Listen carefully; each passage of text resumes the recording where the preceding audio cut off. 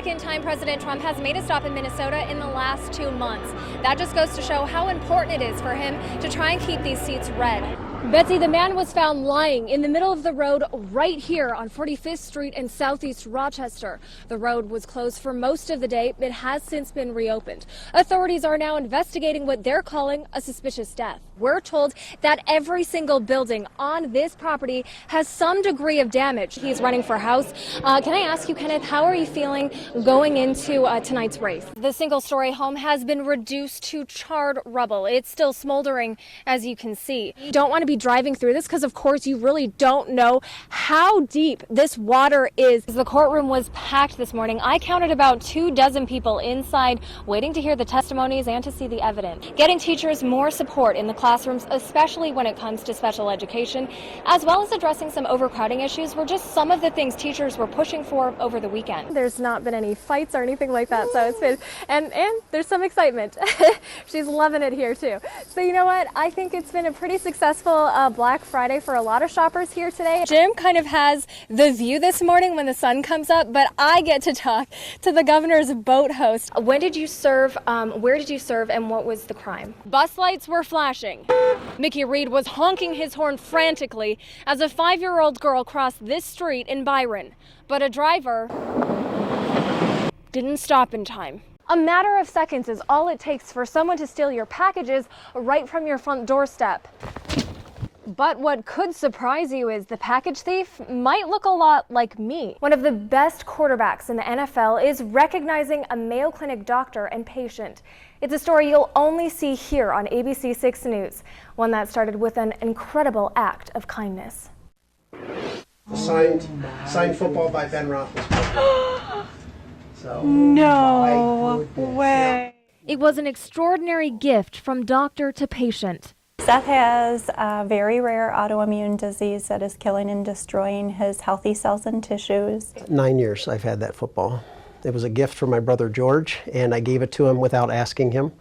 And by the time I let George know I gave away his gift, he had already seen the story on Facebook. It also caught the attention of Ben Roethlisberger's social media manager. She reached out to ABC 6 News to tell us the football was a fake. I felt bad for George because he bought that as a gift for me, and he's a big sports collector.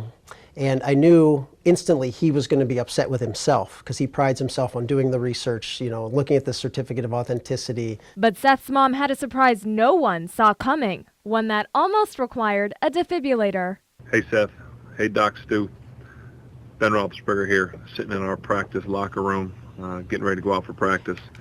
Wanted to shoot you a quick note to say thank you for being Steeler fans. I appreciate your guys' support.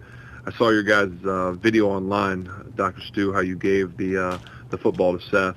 Thought that was really, really cool, but something kind of caught me off guard, that the autograph wasn't mine. So I want to send you guys a video just to let you know that I appreciate you guys' support. And Seth, why don't you check with your mom? She might have something for you, and you too, Doc. Ben Roethlisberger himself knows who you guys are, and he wanted to make it right. So Seth and Dr. Stu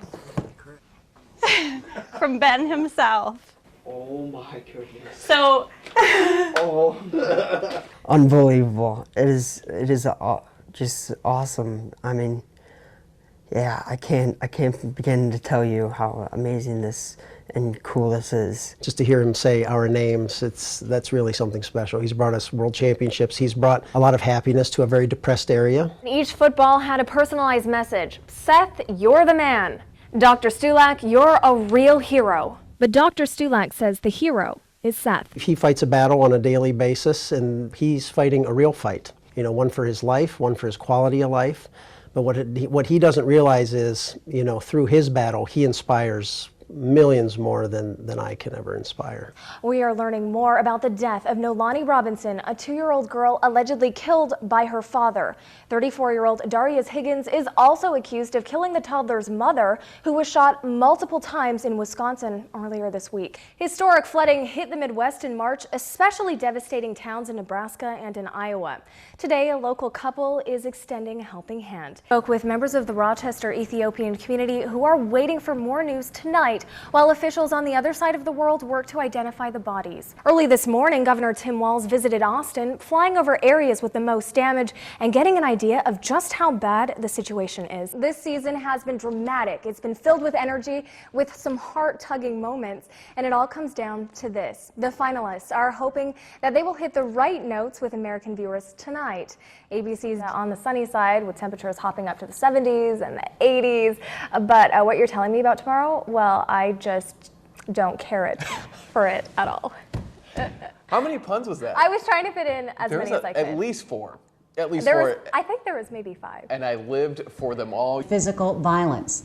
Hannah Tiede is the reporter who has covered this today. The human trafficking industry, which includes sex trafficking, that is a part of it, generates about $150 billion annually. Too many words to describe him.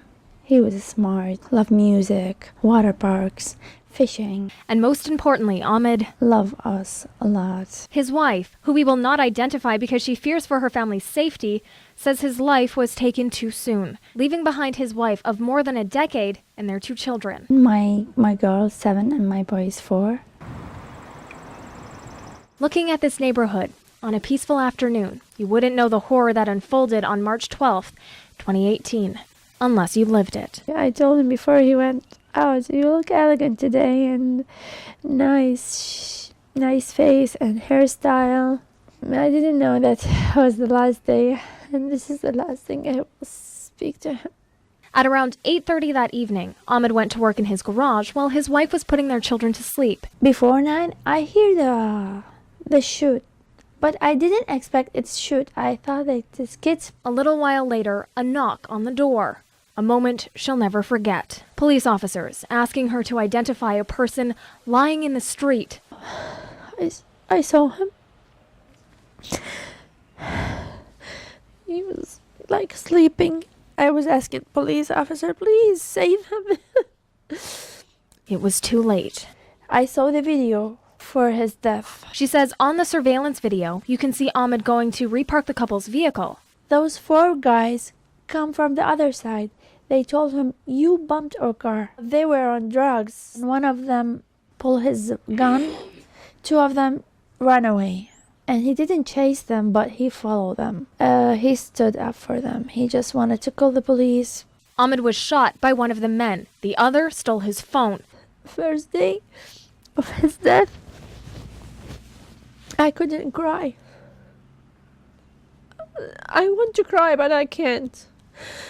But telling her children, that was the hardest part. Her son, he's looking for his dad everywhere. She is constantly reminded of that tragic night. Every time I went out and in, I see the spot that he was dying. The couple was saving to buy a home this year. And all these plannings, evaporated. Now left with uncertainty of what to do next. But she says she is taking it a day at a time with lots of support, especially from her parents. And she'll need it Sunday, a day that would have been Ahmed's 41st birthday. We will write down letters and put it in the balloons, and then we send them to them.